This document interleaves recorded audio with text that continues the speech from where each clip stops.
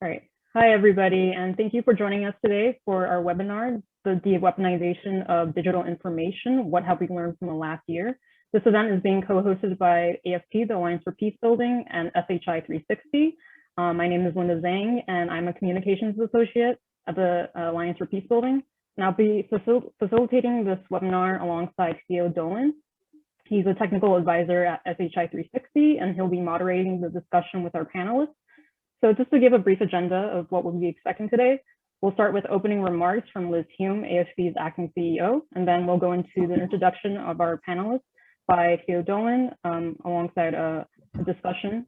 And then we'll end with a Q&A at the very end. So if you have any questions throughout this webinar, make sure to add the question to the Q&A button at the below. And just a final reminder that we'll be recording this webinar. All right, over to you, Liz. So good afternoon, everyone, and welcome. I still can't believe 1 year later, we're still doing these virtual events, and we're not sure when we're going to be together again. But at the same time, this virtual reality allows us to have such more diverse conversations with people from all over the world. And this is an issue that touches us all. We are a global universe where we are being impacted by the technology that allows us to do events like this, but also allows for misinformation and disinformation that is impacting conflict-affected states, fragile states, and even established democracies. And you don't have to look any further than the United States to understand that. So let's talk a little bit about this newly reinvigorated Peacebuilding and Technology Working Group. It's led by AFP, our senior fellow for policy, Lisa Shirk. She's also of the Toda Institute, and it's co-chaired by Search for Common Ground, Mercy Corps, and Plus Peace. And the working group is an open community of practice for networking, sharing best practices and research, and overall awareness raising. And the goal is to understand how we use technology to address the most pressing issues while managing its disruptive impact. So with that, I want to thank Theo and FHI 360 for putting this on, and all the tremendous panelists that are going to be speaking today.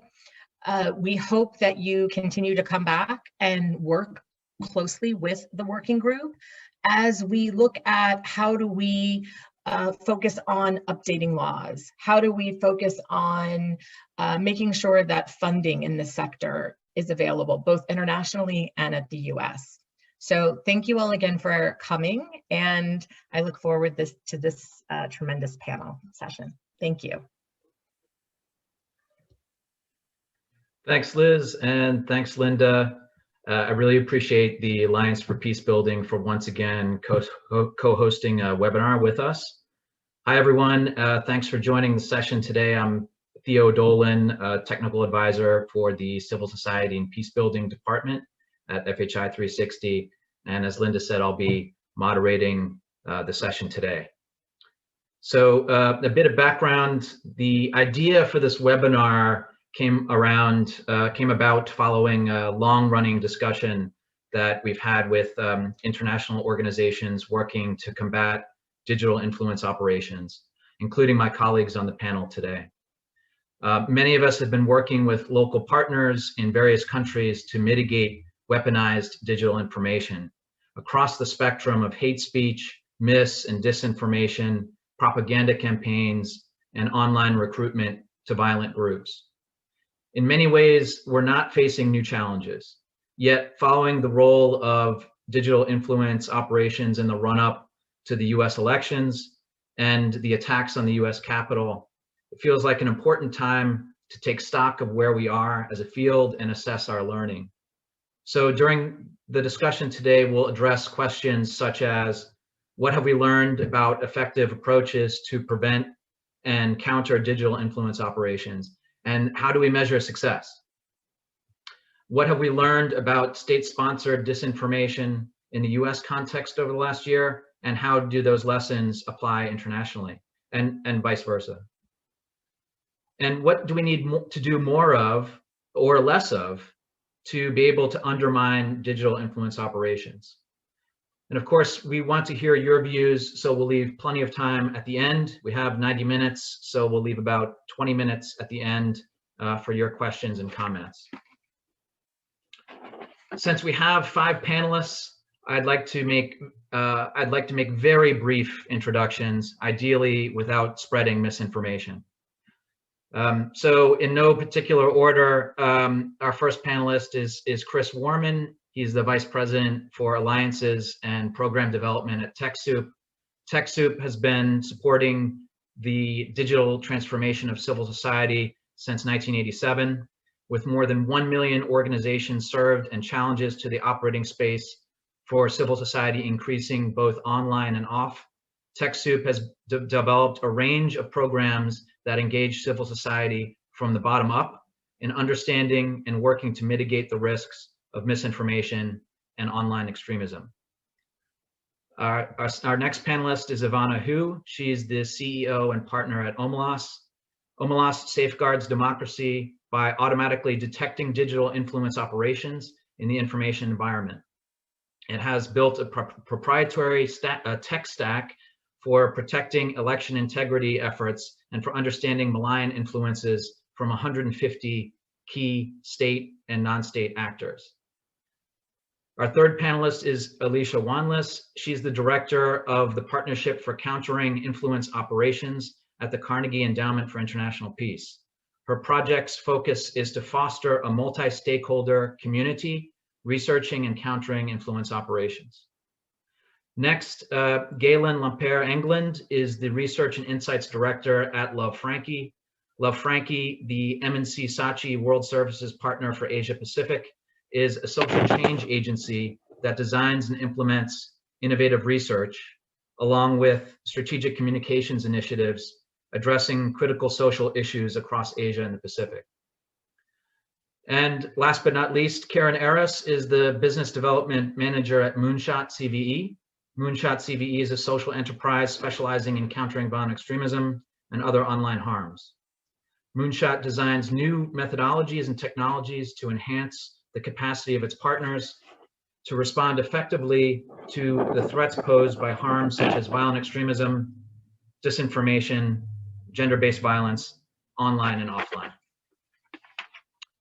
Okay, so to get started, I'd like to ask 2 of our panelists to set the scene in terms of the current landscape for digital influence operations and how they threaten peace and stability.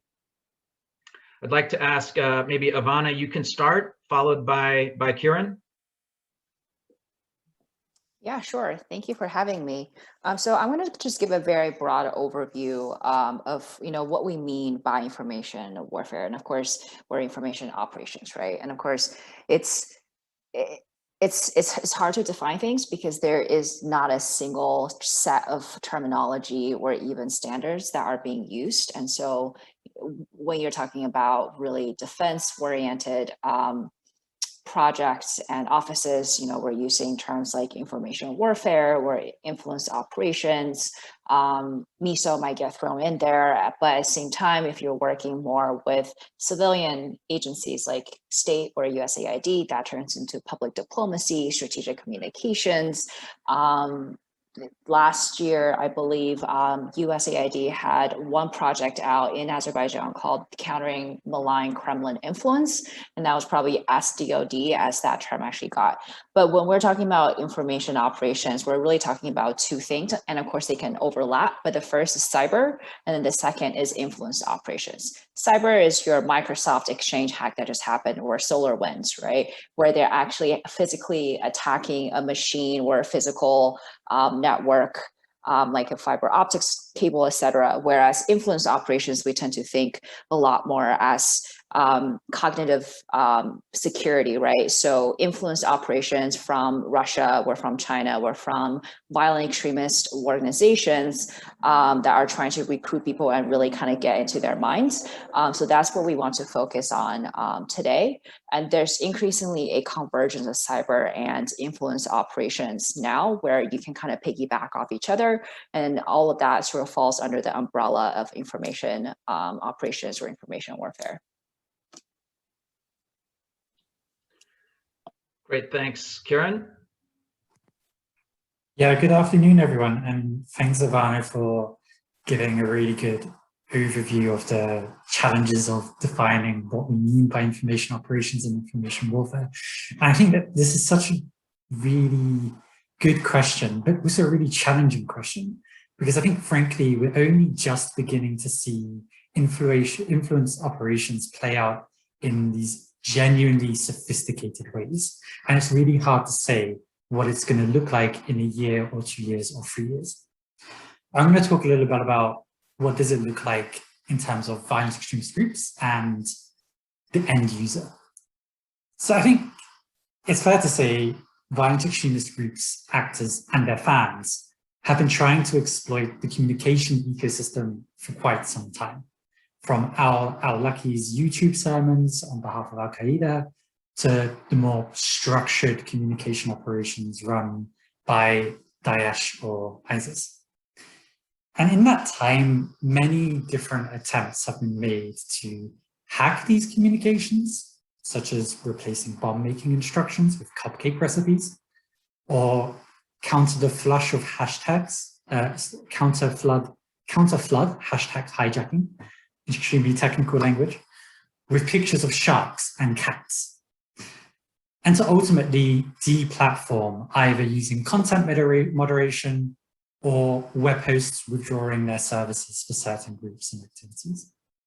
But 10 years on, it strikes me we're still talking about this as an issue, and every time we talk about it, it's the worst it has ever been. And it's true, it is the worst it has ever been.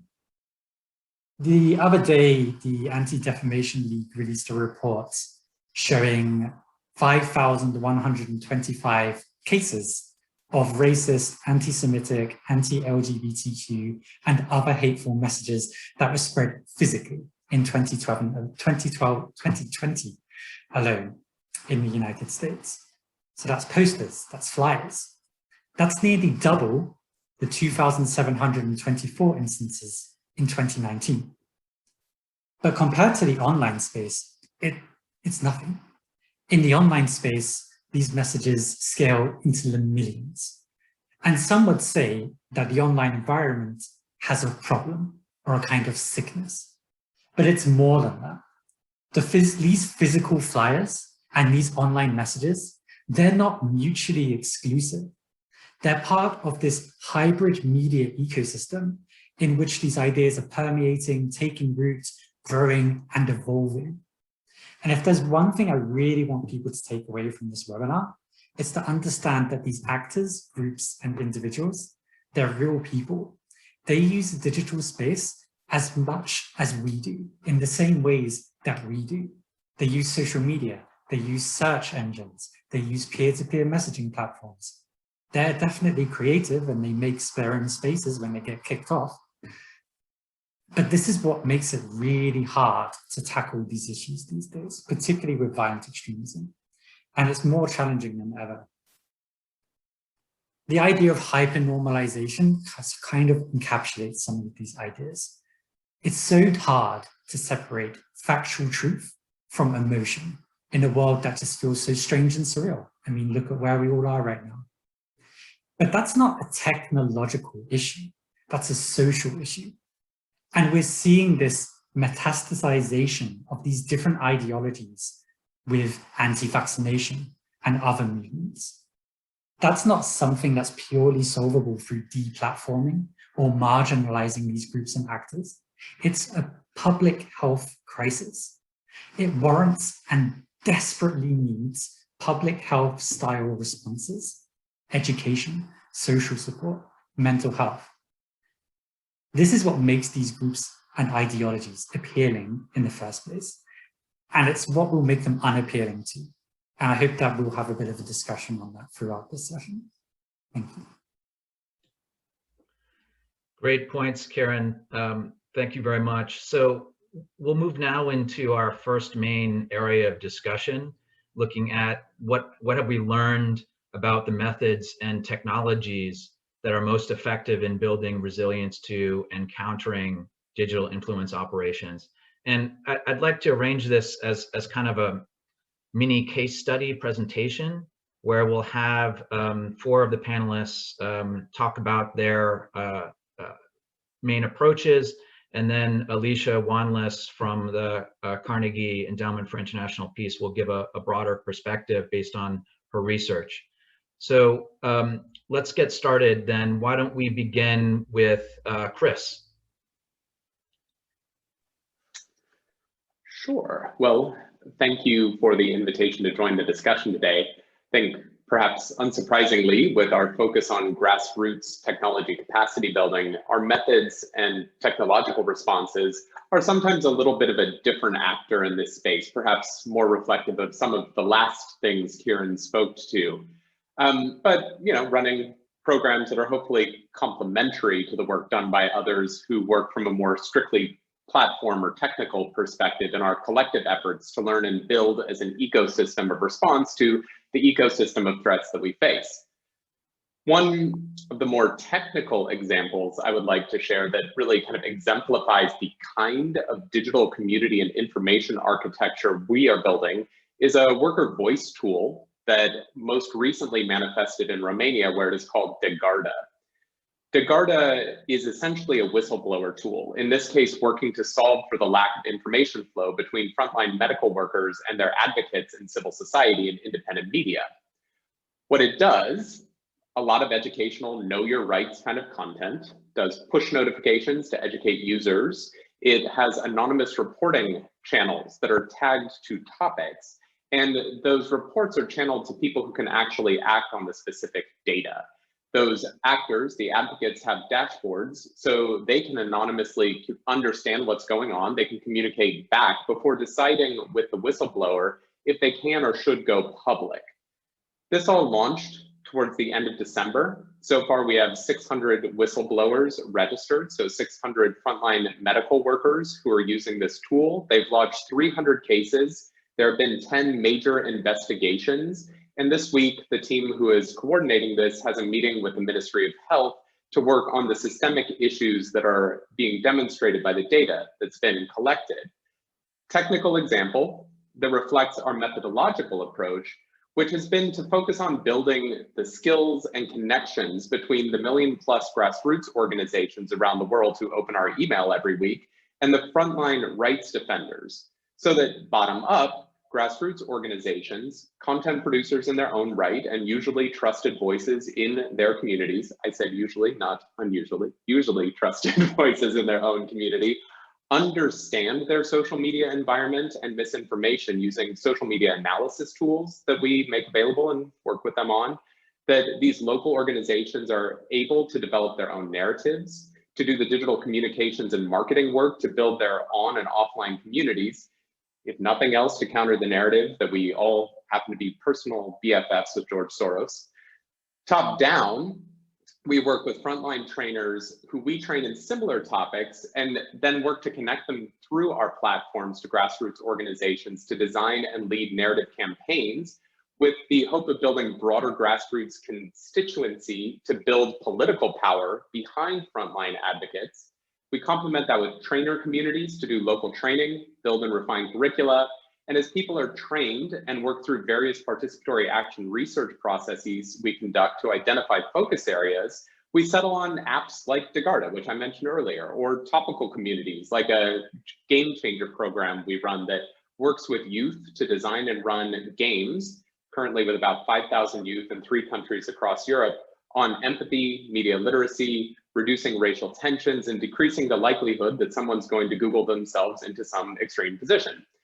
Ultimately, we hope that through our work with grassroots organizations connected to frontliners, empowered with skills to understand information environments and the efficacy of their campaigns, that we have a civil society response mechanism that reaches out through the 1 million+ orgs we serve to the communities that rely on them, channels back that collective intelligence, and enables each to engage their communities in response to the issues they face in the process of building media literacy and awareness around the challenges that concern them and confront them.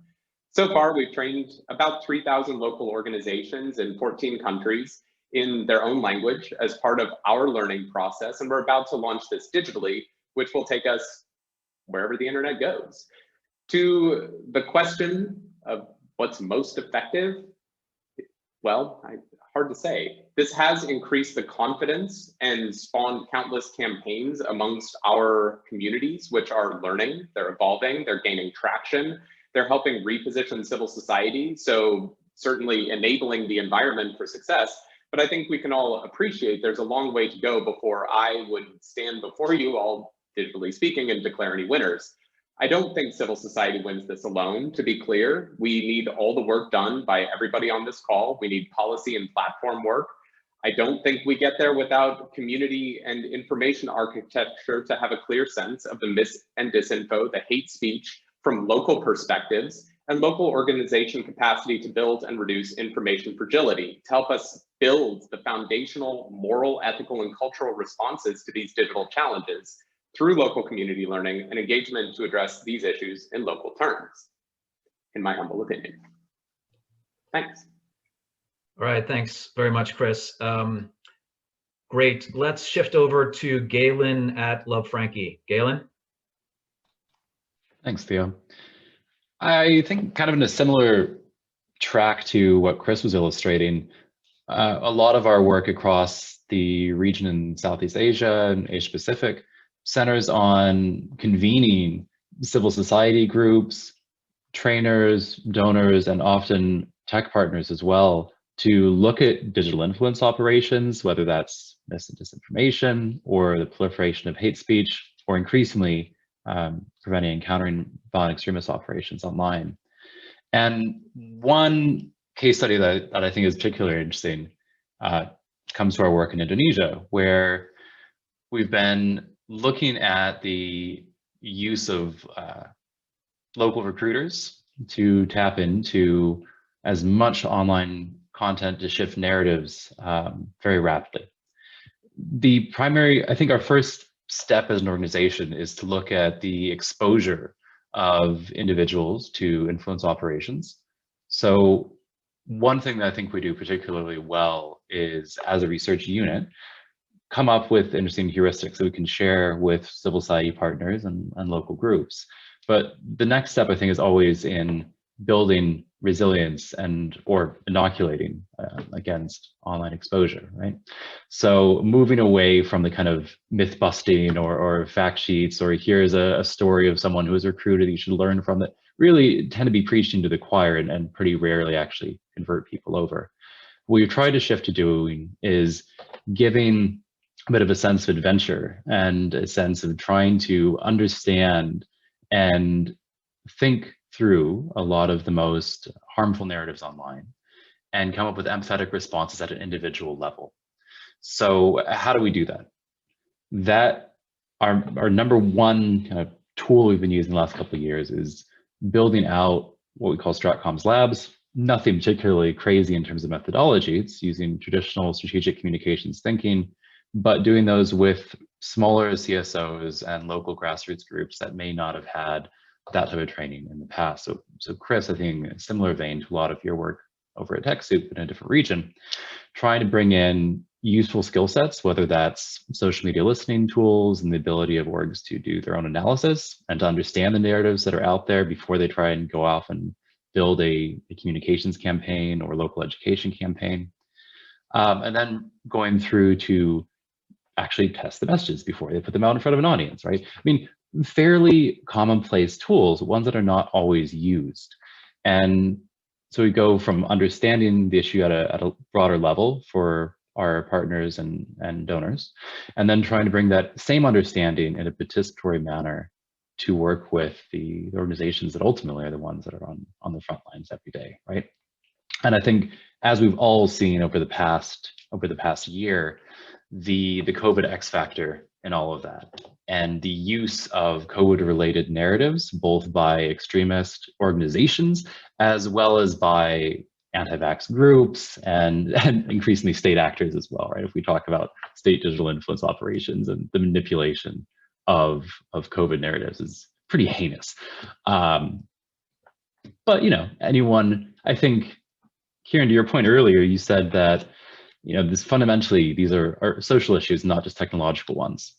And I think often what we miss through looking at platform-driven solutions or tech-driven solutions is the fact that most digital influence operations seek to exploit existing social divides and drive those further apart, right?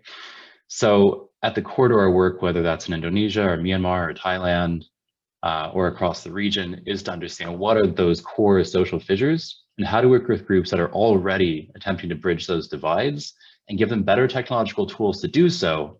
But first, we need to acknowledge the underlying core issue there. And I think for talking in terms of how those issues apply in the US, I mean, all the divides that we see coming to the forefront are nothing new in the States to anyone who's been watching these issues. They're just merely being elevated and exploited in new ways. Thanks, Galen. Yes, that's an important distinction between social issues and being exploited by technology. I'd like to shift over to Evanna for a unique view on her emphasis at Omelas on data and analysis. Evanna? Thanks. I definitely echo what Kieren and Galen have said, and Chris as well, in terms of, technology for us is just a tool to help CSOs and other analysts out there to really effectively do their job a lot better in terms of better understanding what narrative gaps are there, what are the dissonance, right, between the offline and the online, and also looking at how is the other side, whether that's a VEO or a foreign adversarial state actor, what are they actually saying, and how are they taking advantage of the exact social fissures that Galen just pointed out. And so the way that we're doing that right now is we're not only looking at what are they saying from a very holistic perspective, but more importantly, is how effective is their messaging? And so how do you actually measure that? And there are certain things that are really difficult to measure, right? So when I was in Iraq, we used to drop leaflets, millions of leaflets into Iraq. And I'm pretty sure they didn't do anything except like gave people paper for, having more fires or whatever to warm their houses. But when it comes to the online information environment, that really gives us the opportunity to use big data to actually be able to say, okay, you know what, this group that I'm really interested in, they're actually reacting really negatively to the messaging that the US government is putting out, where the VEO is putting out because of X, Y, and Z, right? And maybe that's something that we can actually look at in terms of them working with CSOs and influencers on the ground to try to change their perception. But there's a huge caveat there, because whatever we're messaging out to them needs to be what they're seeing on the ground. So if you're in the Swat Valley and you're constantly seeing drone attacks by the US government, it doesn't matter how much the military puts out in terms of, hey, we're the good guys. Like for them, they're just seeing their family and friends dying around them, right? So there definitely needs to be a better coordination, I think, between what the government likes to do from a top-down approach and sort of more the grassroots initiatives. Great, thank you. And I think your point about the effectiveness of messaging and our ability to measure that is something that ties into Alicia's research, which she'll be discussing later. Okay, let's move to Kieren at Moonshot. Yeah, no, I think empathy is so fundamental to all of this. And thinking about empathy through data is such an interesting concept. So, I mean, I've already framed this as a public health crisis. So it's probably no surprise that, for me, two of the biggest things that I advocate for are inoculation, as Galen's already mentioned and explained, and mindfulness, which might be a bit more controversial. And these two, by the way, they're not the only things by any stretch in terms of a response. For me, it goes without saying, and this is partly why it's so hard to say what is effective, what's the most effective. In this space, we're not good at sharing data. We're not good at sharing learnings. So we can't, we're all trying to do the same things and all making the same mistakes and doing the same things over and over again. And we need to have a better community of practice in this space where we're able to share learnings and we're able to work closer with platforms so that they can share insights and data that they definitely have, but maybe aren't as accessible as they could be. But going back to solutions and resiliency. Inoculation, it can definitely cover a broad spectrum of approaches. So I've talked about deplatforming, but actually extremist ideologies, they warrant stern condemnation from public figures, and companies should absolutely deplatform super spreaders of racism and disinformation. And in and amongst that, civil society, political, cultural, and religious leaders should vehemently denounce any extremist groups too. The rhetoric that shames these ideologies can be really important and powerful from people in positions of power. That's for an already skeptical audience that needs to hear it, be reinforced, needs to hear it from people they trust, but also for the audience in the middle who don't really know or care all that much about what's going on. And all that audience really needs to hear is, this is not okay. This is not acceptable. That's not a social norm. But when it comes to individuals, and this is where I think it's really interesting to think of the intersection of empathy and data and big data and technology, we need to take a more gentler approach, a more considered approach. In our experience, we've seen that shaming, ridiculing, even fact-based arguing can at times prove very counterproductive when it comes to working with individuals. If someone's coming at you with an attack and saying, everything you think is wrong, you pull back into a corner and you stand your ground and you defend that ground. And so if that's our approach as a community of practice with the most extreme of society, that will clearly worsen the problem. So that's the logic behind mindfulness. And it does feel very counterintuitive. Why would these people looking for instructions on how to make C4 or finding opportunities to shoot specific individuals during an election or looking to join an armed group or militia, why would they engage in a softer message like, don't do something you'll regret, or other messages that promote calmness and mental health resources? And yet we took this approach during the US election, which I'm sure many people here would agree with me in saying that is rife with conspiracies and extremist ideologies and malign actors interfering in those niche spaces and mainstreaming extremely harmful narratives and content. But we found that more than 270,000 Americans who were looking for this content clicked on our crisis counseling ads. We gave them mindfulness, we gave them counseling services, we gave them tailored one-to-one conversations, and they engaged, they reached out. These groups, they're individuals, but the groups are splintered and they're fractured, especially after the election and even more so after the events of January the 6th. But these individuals, they're now grappling for meaning, and that puts them at risk of further radicalization or even worse. And there's a lesson we can learn here from the US context to apply elsewhere, as well as vice versa. But we've seen through our monitoring QAnon channels after the election fill with people talking about anxiety, self-harm, talk about suicide, people who have lost their families. Their families don't talk to them anymore. They are extremely isolated, and all they need right now is someone to reach out to them. So I think this is just a very, very, very brief example to contextualize why we do need to think about this as a public health crisis, why we need to remember that there are individuals behind all of this, and how do we think about ways of using technology creatively to fill those gaps. Thanks, Kieren. I appreciate that. So I'd like to take advantage of my role as moderator today to quickly introduce FHI 360's work in this space. Much like TechSoup's grassroots approach, we're mainly developing resources and providing training for civil society organizations around the world to combat hate speech and other malign digital information. Resources that we've developed include the civicspace.tech online guide, and I'll put the link for that in the chat.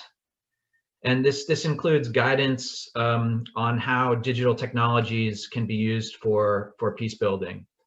We developed this together with Internews and ICNL. On the training front, just very quickly, Networks for Peace is a 6-country project in Asia, which strengthens regional networks and approaches to promote online and offline religious tolerance and prevents hate speech and extremism. And we're partnering with Love Frankie on aspects of that. Okay, so I know Alicia Wanless has been waiting patiently, and I think this is an important part of this discussion, which is to say that I know Alicia's been doing a mapping of organizations operating in this space, and her research has looked at the effectiveness of both of digital information operations and interventions to counter those operations. So I'll turn it over to you, Alicia. Thanks, Theo, and thanks for having me. I will do my best not to repeat much of what was said, but I do agree with a lot that I'm hearing. And Kieren, I'm sure you won't be surprised. I love the idea of applying mindfulness to people engaging in the information environment. Our work at the Partnership for Countering Influence Operations has been a bit different than the other panelists. We aren't on the front line, but we've spent the better part of the last year trying to understand the field researching and countering influence operations.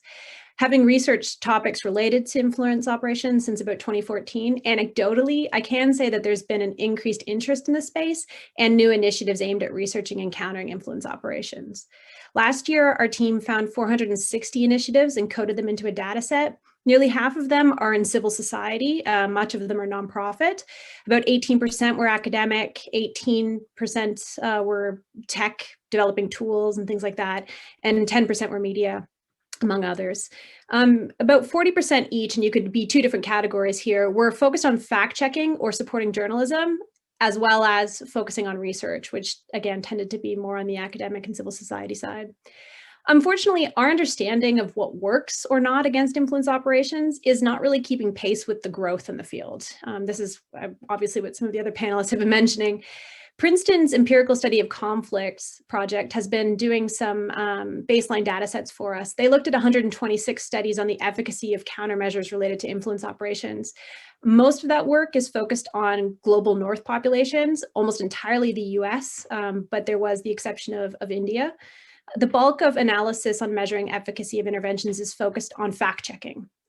Some interventions do seem to work, according to the literature. Their fact-checking can alter factual beliefs and reduce persistence of false beliefs. Inducing people to think about accuracy can reduce misinformation sharing. Partisan bias is more important than source credibility in mediating impact, but there are very few studies done linking offline interventions to online behavior. And most research to date has really focused on American audiences in that context. The literature has also done very little to study the social media platforms' major actions. And add to that, when platforms publicize their interventions, even if they mention efficacy, there tends to be little analysis provided publicly measuring that. So we don't have a great understanding. And there's almost no work on the impact of redirection, deplatforming, or algorithmic deranking. But to be fair, we really don't have a great handle on the effects of influence operations either. And another study done by Princeton for us, in 82 studies published since 1995, with more than half of them being published in the last 2 years. About half of those studies looked at changes in real-world behavior. 40% had survey responses as the outcome, so attitudes and beliefs, mostly in self-reporting, and 10% measured online behavior as the outcome. Long-term effects, this research focuses mostly just on mass media exposure, so not really the digital environment. And it's found that impacts exist like significant shifts in political outcomes measured through voting patterns, and an increased risk-taking and a propensity towards violence. But most research about the effects of social media-driven influence operations actually focus on Twitter, which isn't exactly representative of a wider population given their smaller market share. So it's increasingly clear that we have a gap in fostering cross-sector research. The companies have the data and the ability to run comparative testing to determine what might work, but they don't always have the skill set around measurements to do that. Moreover, internal studies won't carry the same authority given low levels of public trust for the tech companies. And an independent vehicle for bringing industry and external researchers together to study these problems is really badly needed. I would also like to encourage anyone who's actually designing interventions to embed a process for facilitating measurement of impacts into the development stage. This doesn't just have to be about efficacy, it can be about the unintended consequences of introducing that intervention as well. And there should always be top-level questions asked off the bat in designing those interventions. Things like, what is the intervention aiming to address? Who does it target? What does it hope to change? Can that be measured? What method can be used to measure efficacy of the intervention? Is there any baseline data that's going to be required to measure a change over time? Are there ethical implications? What are the risks of conducting A/B testing? Are there privacy concerns? And finally, what are the potential unintended consequences of introducing this intervention? Because they don't always work out as we'd hoped. And moreover, we really need to draw from other fields that have better measurement and evaluation in place, like the countering violent extremism space and social change. I can stop there, Theo. Of course, I've got recommendations on what we should do, but I think that's a question coming later. Yes, you're right. Don't use all your information here. Okay, no, that's great. I mean, I think we all confront issues around measuring impact. Let me kick it back to the other panelists just for a reaction around some of your research findings. Do we have any feedback based on what you all have been able to gather in terms of data and analysis around measuring impact? Feel free to jump in. Sure, I'm happy to speak to that briefly, at least for some of our projects. Alicia, I think that deficit around knowing what works and what doesn't, and having successful M&E in the space is really critical. We've tried to build out several comprehensive sets of global questions around primarily digital literacy and responses to fake news, misinformation, disinformation that we use for our offline trainings and try to link to the online behaviors. We've had some success in doing targeted chatbot surveys with online users who have been exposed to our programming. Again, but clearly there's a massive gap between self-reporting and what actual online behaviors end up being. To my mind, there's a problem with porting over the traditional M&E approaches from the social impact sector to the space, and is primarily in the fact that it's very difficult to take, say, a log frame approach that's designed to show how often people are washing their hands every day after, a learning intervention, and then trying to port that approach to saying, do self-assessments of online behavior really show successful behavioral change? So we can show intended behavioral change as an outcome of our projects, and we certainly do that for our reporting purposes, but I'm not convinced that we're actually demonstrating the level of nuanced detail that we need. So I think partnering with folks who are doing really interesting monitoring work, like Evanna or Kieren, the work that both of you really drive home, would be really interesting to see, can we look at actual changes in online behavior and practice as a result of different interventions? I think finding that causal link is really hard, but we're trying to do it. We've developed a couple of approaches that we think are decent at it, frankly, but I'm not sure that we're all the way there yet. And I'd love more ideas for how to get us there. Great. Let's get at least one other reaction. Anyone else want to share? I'd be happy to share a little bit the way that we're approaching probably what we think is probably the most accurate proxy to something like looking at change in sentiment and behavior when it's an online intervention. And so the way that we've done it is essentially in order to sort of get rid of that subjectivity, or the fact that when you ask someone how they feel about something, they feel slightly more pressure to tell you what they think you want them to say, right, rather than like how they actually feel. And so one way that we're sort of getting around that is by looking at the comments and things like that they're saying, and whether or not they're essentially think about like when you're on a website, right, and you're reading an article and then people can comment after that. And then if you also post that same thing onto Facebook or Twitter, we're essentially grabbing all of those comments, and then we're running a sentiment analysis on top of it. And the idea is that if you're the person who's putting out that intervention with that messaging campaign, what you want is you want to actually induce the sentiment of your audience to be, the sentiment that you're trying to get them, or that you're trying to induce in the content of the article itself.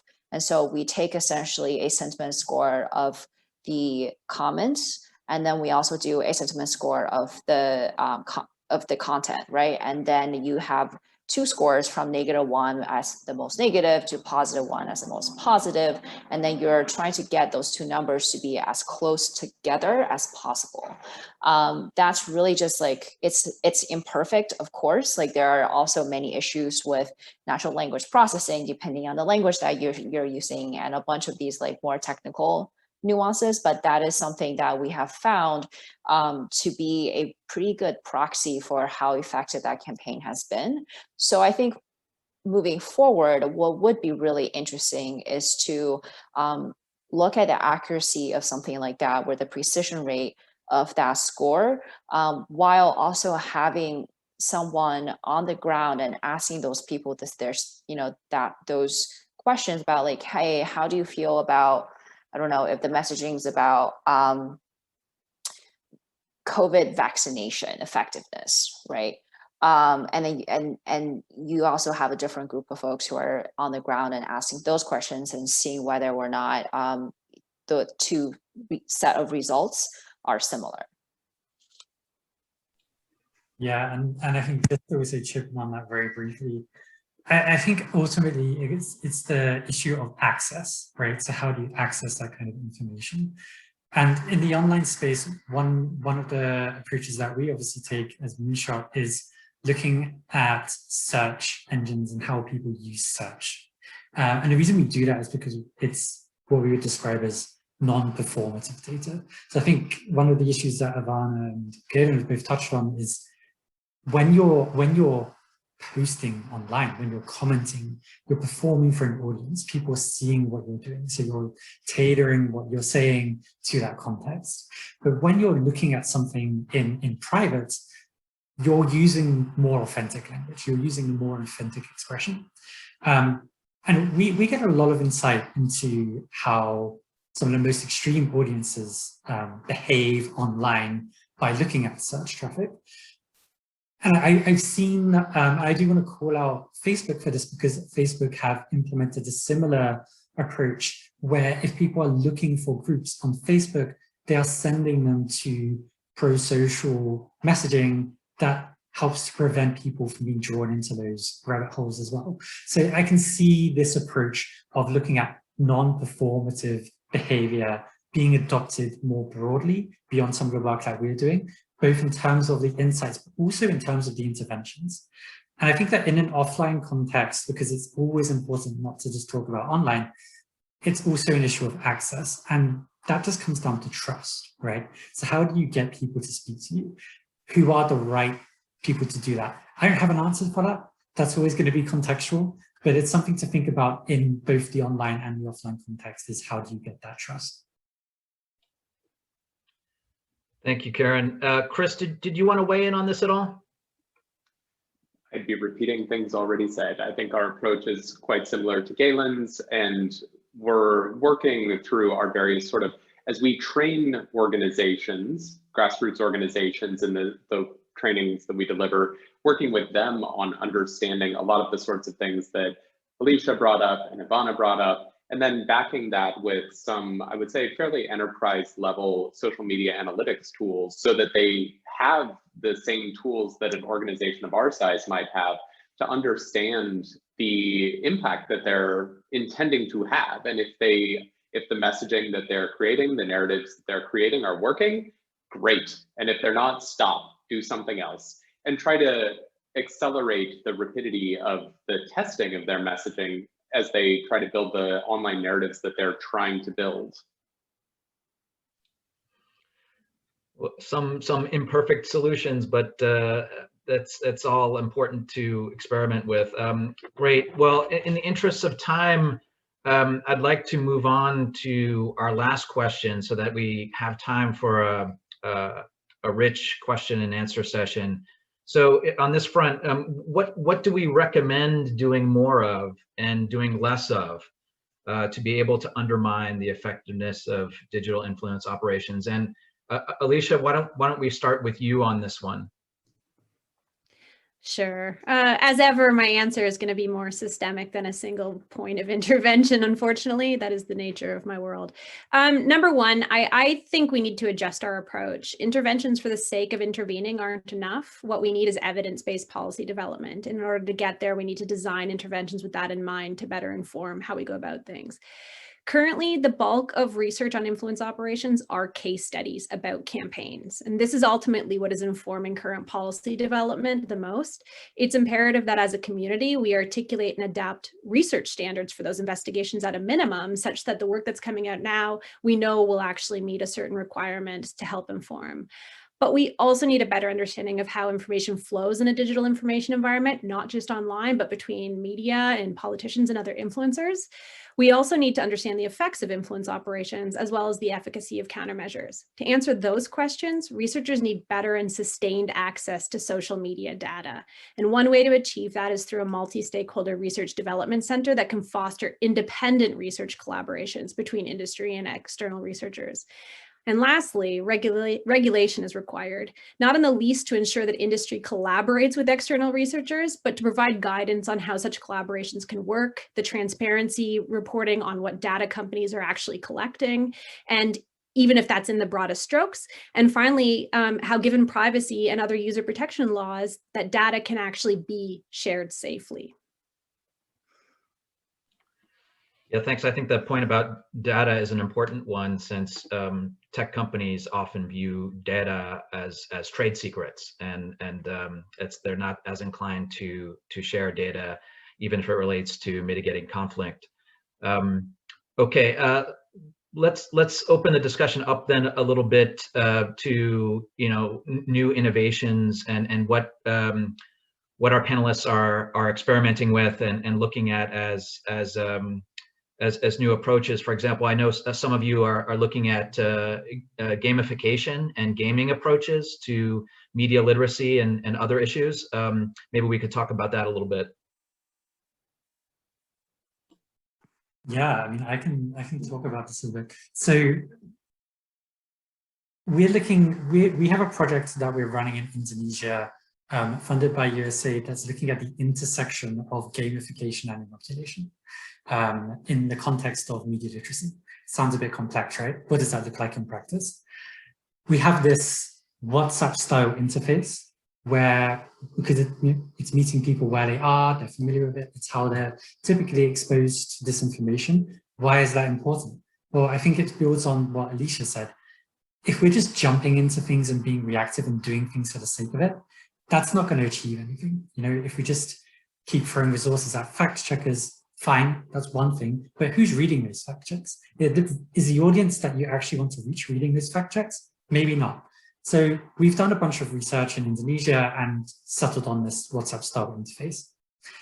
And the way we're using our standard methodologies to reach those audiences. So we have the redirect method as Moonshot, and we're targeting those narratives where disinformation or violent extremism is endemic and providing them with this game. And when people use this game, it's about half an hour long, maybe an hour long, depending on how fast or slow you are. You're collecting data about their actions and choices within that game. Why is that important? Well, as we've already mentioned, and as Alicia has mentioned, you can't really get that data elsewhere. Unless you are part of that platform, you can't get that data. So we've built our own platform. And I recognize a couple of questions in the Q&A are asking about how do you measure the effect? Well, this is also why we're doing this, because what we can do is we can track people's behavior throughout that game, and we can track their progress and their learnings. And in doing so, we're able to then segment those users by their level of understanding and awareness of different topics that build that inoculation or digital resiliency. And then you're able to use that data in a really sophisticated way to follow up with those users with highly tailored and targeted interventions. So if someone doesn't understand how algorithms work, you can send them a lesson subsequently via an ad. Or if they have issues in engaging their family, you can send them something else. But more importantly, and this is where the kind of data-heavy nerdiness comes into it, you can follow up with surveys and you can just ask them questions. And in a year's time, you know that those people used your game and you can say, hey, how are you responding to this disinformation now? You can track that longitudinally. So there are ways of doing this, but it does require breaking the system a little bit and using the affordances of platforms and tools to make it happen. What would be great, and what I would love to see more of, is platforms working with organizations trying to do something like that in a way where you don't have to kind of work around those affordances of those platforms. So the platforms empower that and they encourage that and they support that. But I do want to flag that, there are ethical issues with that. The more data that becomes available to us, the more data becomes available to actors who are trying to conduct information operations to refine their processes. So it shouldn't go, it would be remiss not to mention that, because the more data available helps our response, but it also helps the strategizing of some of these actors. And it's something that we need to think about as a community. Thanks, Kieren. Any other reactions on that point? I mentioned one of our programs specifically about gamification earlier, and there's a link in the chat there if people are interested, but it's been working with youth communities on game design and then rolling out those games with their communities, a lot of testing and online and offline games around inoculation, to a term that's come up a lot, and getting people to think more mindfully about some of the choices and options and language they use. And there are 6 games that have been defined and run, and they're all listed in there. I think pretty interesting work, and the methodologies, it's all laid out. So yeah, happy to share that. I think just another thing in terms of the sort of innovation space that I would like, that we're working on a little bit ourselves, but I would certainly like to see more of, is very direct attempts to address some of the silos that have popped up in this space. So there was a panel I was listening to recently with some academic institutions talking about deepfakes, and the first institution was talking about how they figured out the code behind a deepfake, and so they had built a deepfake identifier. And the next panelist was saying, and we knew you were doing it, so we built a tool to write that code into real videos, and we built a deepfake faker. And so now we have deepfake makers and deepfake fakers and deepfake faker fakers, which I about threw up, because this is what, now a nuclear arms race to the bottom of the information barrel? Come on. To Kieren's point earlier, there's a lot of real people affected by this. It's not, there's nothing funny about this. And respecting that, and then working beyond, again, the silos that have popped up, frankly, often driven by the donor community, where it's like, we're going to address this specifically through this way, or specifically through this way, or specifically this way. And the learnings get lost between the communities. And I feel like the sort of journey of a human across the journalistic space, through the platforms and research, through their civil society engagements on and offline, we're failing in that area, in my opinion. Like, I'm not seeing enough work done to specifically support the intersections of these different approaches in different communities and the things that we know. We're trying to address a little piece of that by building out a partnership with investigative journalists and teaching grassroots organizations investigative journalism skills so that they can more effectively capture evidence to drive their narratives. They know how to tell good stories. They know how to see human impact, but being able to capture that with data in ways that is defensible, using methodologies that are defensible in court, should you be accused of libel, for instance, that's not something they've been trained to do because they're civil society, not journalists. Well, that makes not a lot of sense when they're out there seeing the stories. So again, working with journalists to intentionally try to create that space and get those skills flowing back and forth, and maybe the third sector and the fourth estate get closer and better to working because of it. So I'm not saying that we have all the answers, but I would certainly like to see more of that kind of thing being supported and less about, you know, agencies with like this objective only does these things. And I appreciate that's just discussions that have to be had. It's a maturity in the space that we need to work on. Actually, what Chris just said, it really resonated with me because a couple of years ago, we did a red teaming exercise with NATO and it wasn't with deepfakes, but it was with bots, right? Like what happens if everybody just got their own bots to spread their messaging? And essentially we came to the conclusion that it is like a nuclear arms race, except you don't really have that mutually assured destruction at the end, because all that, you know, the worst case scenario is that people don't really trust the internet anymore, which people don't really trust the internet or public media, right? Like at this point in time either. So like, what is actually the ramifications? And one of the things that we did talk about is the fact that in this space, there's not sort of like this responsibility to protect, right? We have R2P offline with war crimes and things like that. But when it comes to the online space, we don't really think about R2P or any of the ethical framework, and we treat the internet like this is this special, unique realm. And maybe it is because this in the US is protected by Section 230, right? But at the same time, it's like, can we actually kind of change can we have that paradigm shift where instead of looking at the internet as like we need to constantly like defend against it, that we take a more active R2P approach to it. And I think that's something that's, you know, has not really been talked about.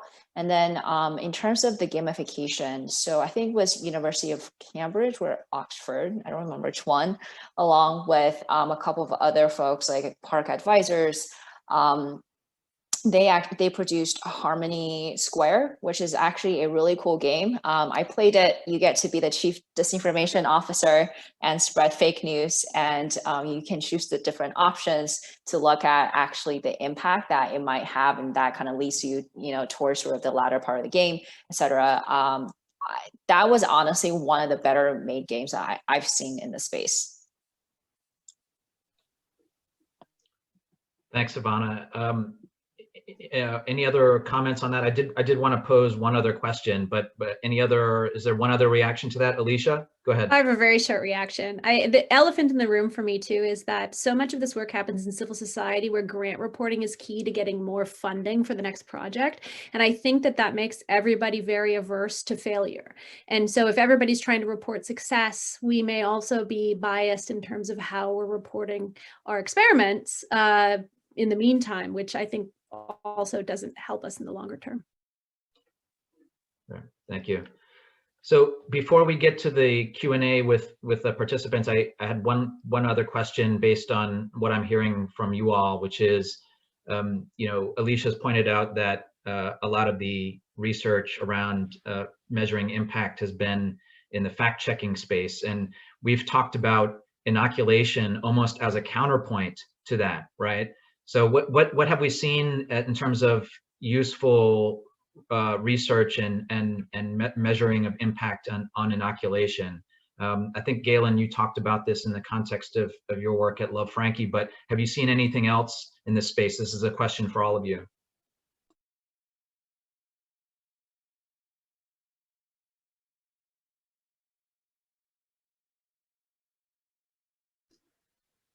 Did nobody jump in for you? So I haven't seen research or evidence that's been done on a programming level, but if you look at Kurt Braddock's research, he's been looking at the use of inoculation to counter violent extremism for a number of years now.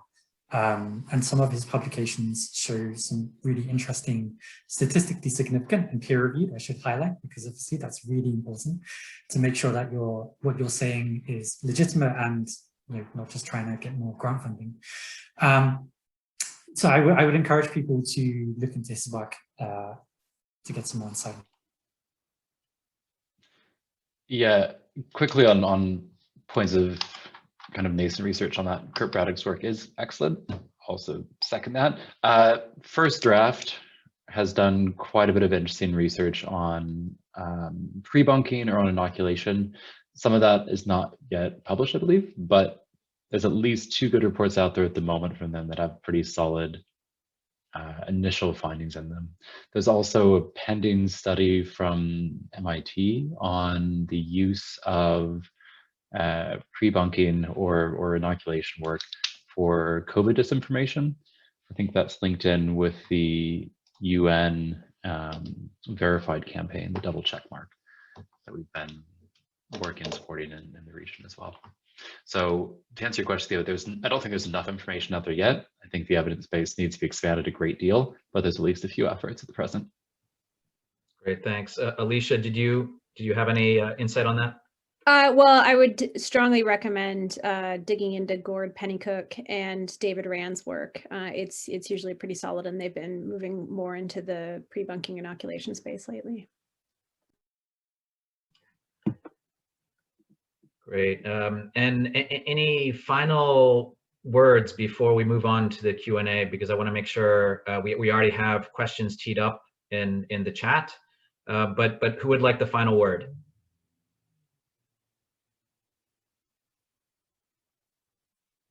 Nobody. Okay. Well, in that case, as I said, we do have questions already in the Q&A, and if I can ask people who have not yet contributed, if you can mention your affiliation, the organization, and if you'd like to direct a question to a certain panelist, please do so as part of your question.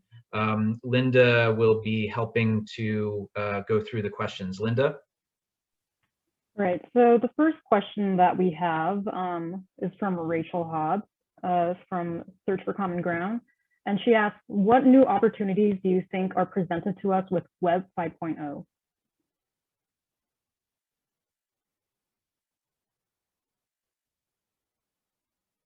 Who wants to take this one?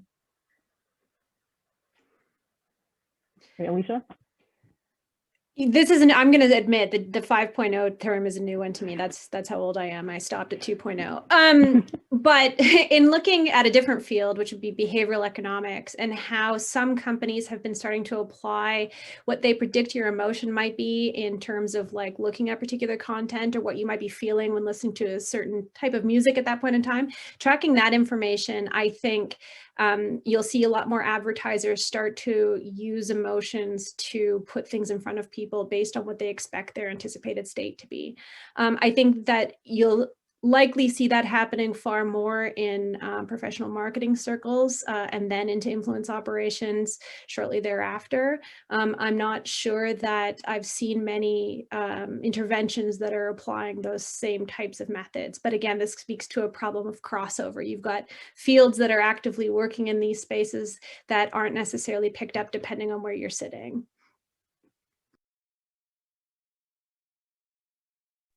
Does anybody else want to add in?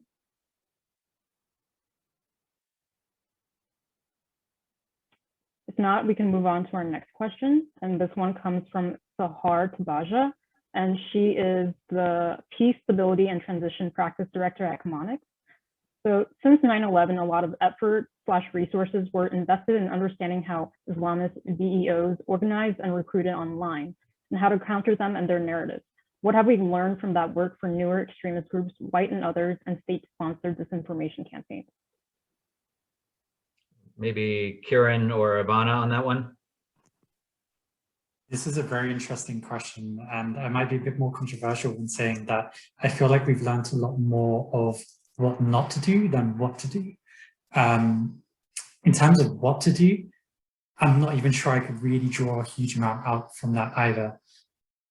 You know, if you think about this space over the last 10 years or so, with ISIS emerging on the scene, you had this real impetus to do something, right? And everyone is trying to do something all at the same time. So there's a real plethora of examples and case studies, as we've talked about, of what has happened and maybe what not to do. In terms of what to do, I mean, I've talked about a little bit about what we're doing as an organization, so I'm not going to keep going on about that. But I do think it is just about, you know, taking a step back, making sure you have an evidence base, it's data-driven, you're working in collaboration with civil society, it's inclusive, you're including the target audience within your design. All of those basic premises are things that I would advocate for. But they're lessons of what not to do. So I'm actually going to kind of take the opposite approach, which is that I think sometimes we put, and this is coming from someone who works in data day in, day out, is that we put too much emphasis on data, and that to not because,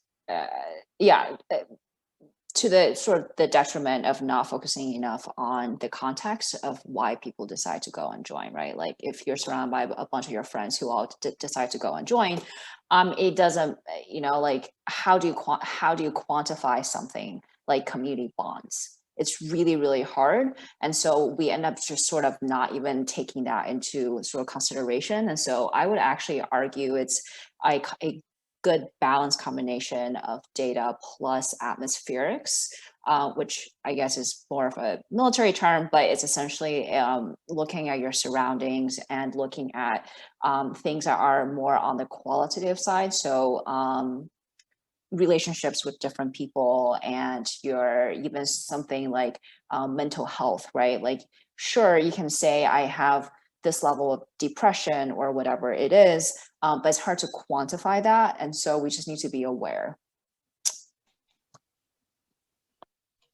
If I could pick up on that briefly, I think that's a really good point.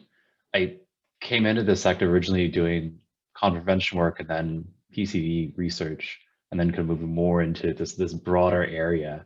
And I think one issue is that, Zaha, to your point, that there's been a great deal of research into online recruitment and counter narratives. Honestly, a lot of the research in that space, especially over the last several years, has pointed out that there's still an evidence gap and a major deficit in the PCV space.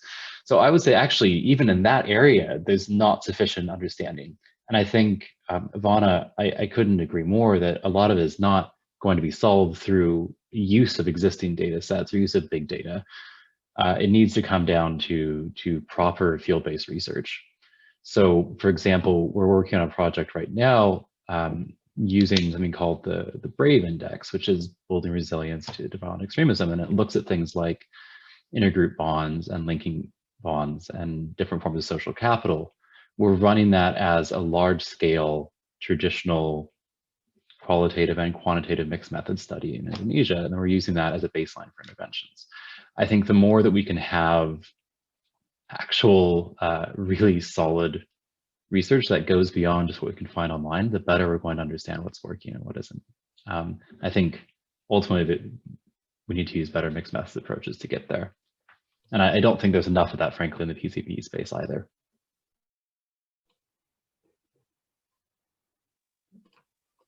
Any other reactions on that question, or should we move on? Go ahead, Alicia. It reminds me so much of how everything went wrong in Vietnam and McNamara's approach to like using statistics and data to try to drive things, and how much data can be manipulated in order to make things look good without at all understanding the operating reality on the ground in Vietnam.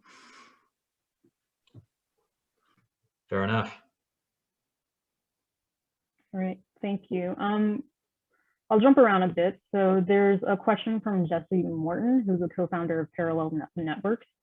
We talk a lot about interventions on Facebook, YouTube, and Twitter, but we are seeing migration to other less known and more encrypted platforms. Evidence shows this does not diminish an ability to migrate and retain and adjust messaging, so that presence remains on the main social media platforms, but links to more contentious activity on the more obscure platforms. It also cements grievances and conspiracy related to big tech censorship. Any comments or recommendations related to this?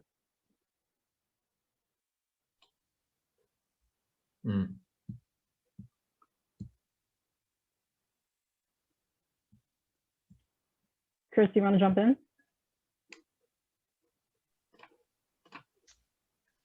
No.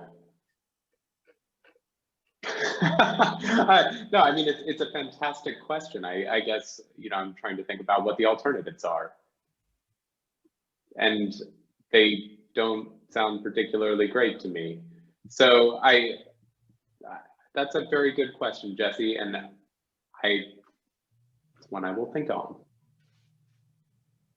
Yeah, I mean, I was going to say that I think it's a really big question, and it ties in with another question on deplatforming and the impact of deplatforming.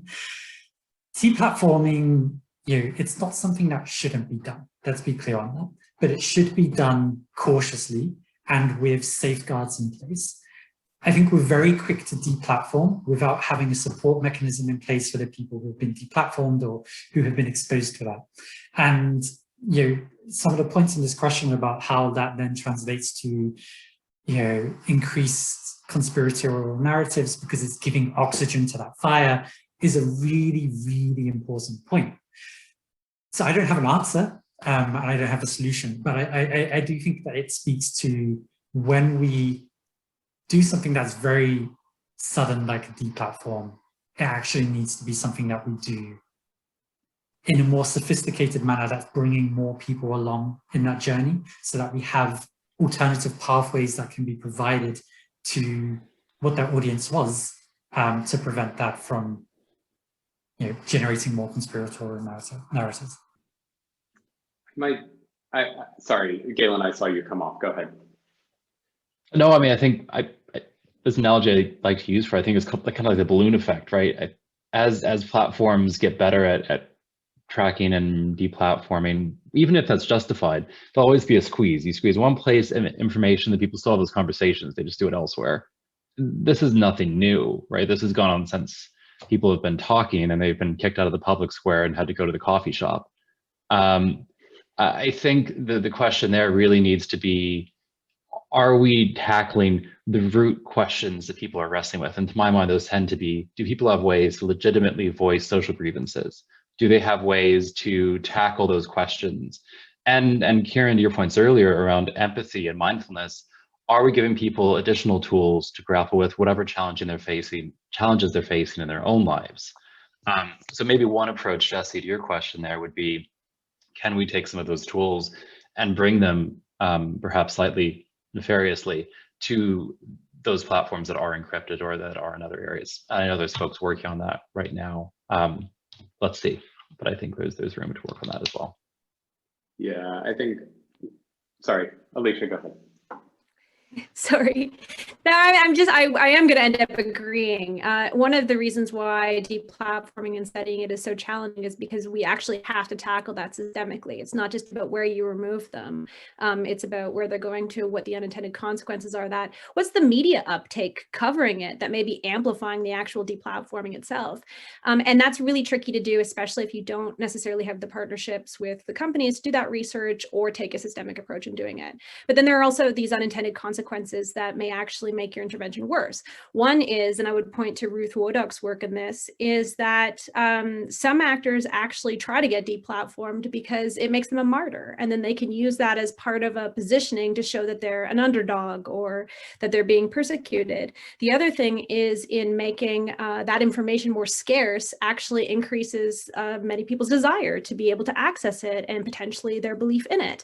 And then some research early on in 2015, after there was a big deplatforming on Reddit, showed that some people actually become more radicalized in that new environment. Now, the benefit may be that more unsuspecting people won't be as exposed unintentionally to that content that would decrease a wider radicalization. But these are kind of things that all have to kind of be considered as a system to be able to understand that problem. And I don't think we're quite there yet in terms of research. But PCIO is funding a research project on deplatforming with Cardiff University. So we're excited about that. Also, one observation also is just being able to present viable alternative platforms for a lot of these folks. For example, Eli Pariser and Talia Stroud have created an open civic space called Civic Signals, which has a framework for engagement behind it. And I think it's a really useful model for looking at, open and civic spaces for dialogue and consensus building.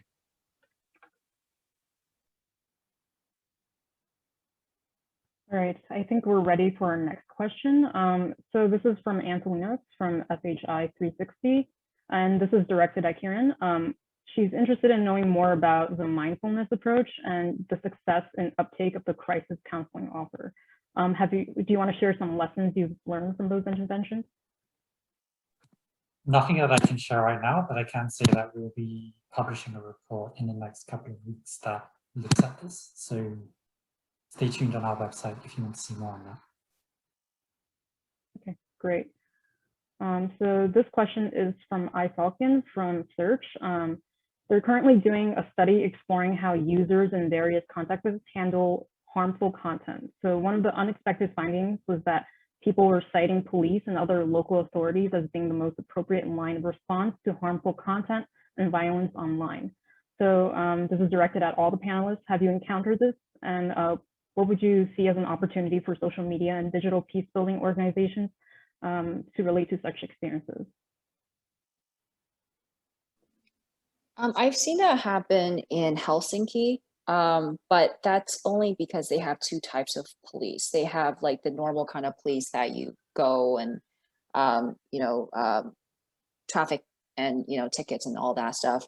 But they also have like a special branch of police that they're calling community policing. And so these are the folks who are very well known to the community. They're like on the ground, they go to all the community group events and things like that. And they, using their real profile on social media, will actually get onto social media and engage with people. And that's a way that they built trust, and which is also one of the reasons why Helsinki has never really had a really big terrorist problem in general. But that, once again, I mean, yes, like they're technically police officers, but they're trained like community organizers or leaders. And they have a lot of the trust that normally does not come with even the mentioning of a police officer, right, in most part of the world.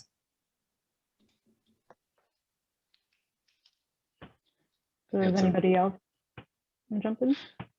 No, I think just piggyback on that point, Evanna. I've worked with quite a few local researchers on studies looking at trust in police and institutions over the last several years, not related directly to digital information, but I would suspect that overall trust in police will be a massive predictor of whether or not they feel it's an appropriate mechanism for reporting.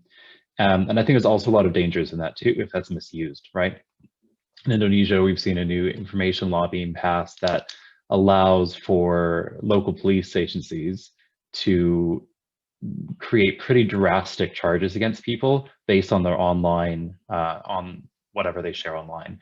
We're seeing similar laws being used to disastrous effect across Southeast Asia.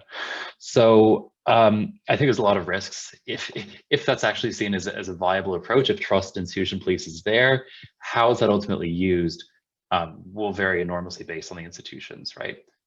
Finland, with very strong laws, is one spectrum of that, where potentially there's good cases for community policing to be made. There's a lot of counter examples where that can be pretty disastrous too, I think.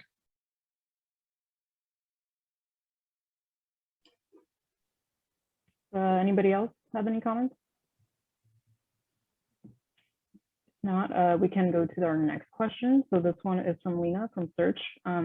Are we able to measure behavior change as a result of scaled digital literacy work? She's also interested to see what the application online of peace building and dialogue work brings to decreasing extremism online.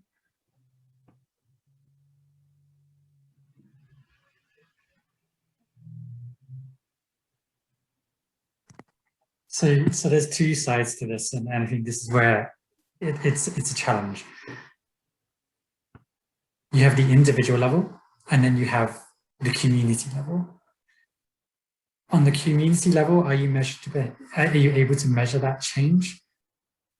I think it's tricky because the information environment is constantly changing, so you're having to constantly change your digital literacy to keep up. There's a weird kind of cycle to that. On an individual level, yeah, absolutely. I'm sure there's plenty of ways of doing that, whether it's running a randomized control trial of which there have been a few. Harmony Square, which was mentioned earlier. There's a number of other projects in that sphere created by DROG, which is a Dutch organization, and they've run a number of randomized control trials looking at the efficacy of that versus the efficacy of media literacy interventions versus not. I think a paper that Alicia may have mentioned that's forthcoming, which is looking at the idea of accuracy. That's also run a really sophisticated randomized control trial, which is worth looking at when that becomes public. Not sure I can say too much about that report until it is public. But yeah, there are ways, but I think it will always depend on the method of delivery.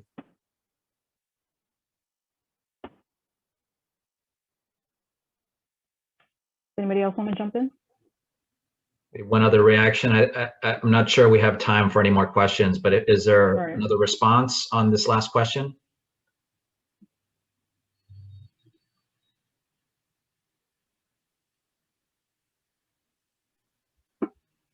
Okay.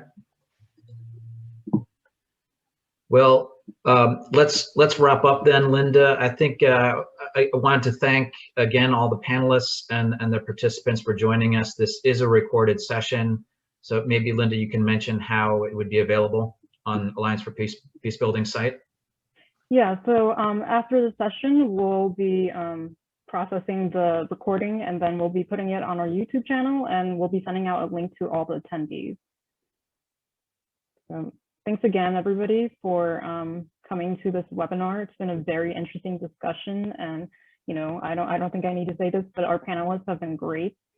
So thanks again, everybody, and thank you to Theo Dolan and SHI 360 for having AFP working together to organize this event.